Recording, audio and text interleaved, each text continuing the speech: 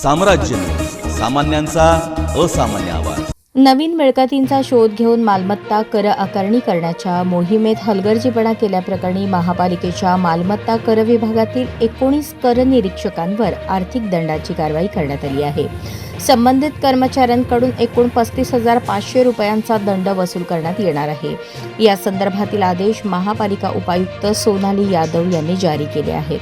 महापालिका प्रशासनाने 8 एप्रिल 2026 रोजीच्या आदेशानुसार सर्व संबंधित कर्मचाऱ्यांना नवीन मिळकतींचा शोध घेणे तसेच अपार्टमेंटमधील शिल्लक फ्लॅट आणि गाळ्यांची दररोज किमान 5 मिळकतींची कर आकारणी करण्याचे उद्दिष्ट दिले होते। एप्रिल महिन्यात विशेष मोहीम राबवून नवीन मिळकती करजाळ्यात आणण्याच्या स्पष्ट सूचना देण्यात आल्या होत्या।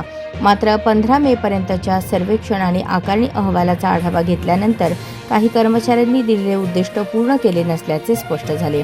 वारंवार सूचना आणि आदेश देऊनही संबंधितांच्या कामकाजात अपेक्षित सुधारणा दिसून आली नाही, असे प्रशासनाच्या निदर्शनास आले।